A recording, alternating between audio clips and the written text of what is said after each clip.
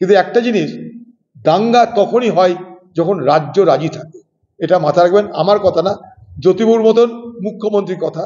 দাঙ্গা তখনই হয় যখন রাজ্য সেই দাঙ্গায় মদত দেয়। দেখুন, গতবার এই রামনবমীর দিনে শক্তিপুরে একটা দাঙ্গা তৈরি করা হলো, দাঙ্গার পরিস্থিতি তৈরি করা হলো।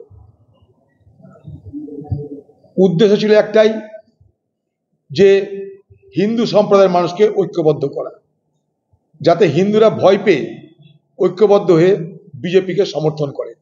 দাঙ্গা লাগিয়েছিল কে? বাংলার মুখ্যমন্ত্রী মমতা ব্যানার্জির দল তৃণমূল। তার প্রমাণ কি? তৃণমূলের দলের এমএলএ সে খোলা মঞ্চে দাঁড়িয়ে টিভিকে বলছে যে মুর্শিদাবাদে 70% মুসলমান, 30% হিন্দু। মুসলমান মনে করলে হিন্দুদেরকে মেরে গঙ্গা জলে ভাসিয়ে দিতে পারে।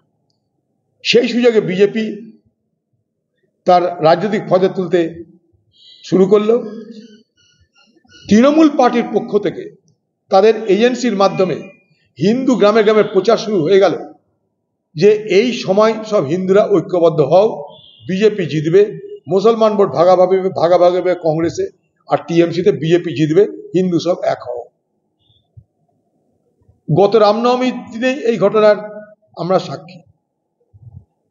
অতএব রামনবমীকে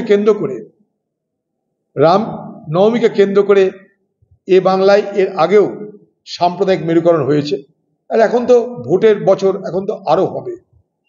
সেখানটায় দাঁড়িয়ে কতটা তৃণমূল দাঙ্গা লাগাবে, কতটা বিজেপি দাঙ্গা লাগাবে, সেটাও কিন্তু আমাদের দেখতে হবে। দাঙ্গা উভয় পক্ষ লাগাবে, কারণ দাঙ্গা উভয়কে স্যুট করবে।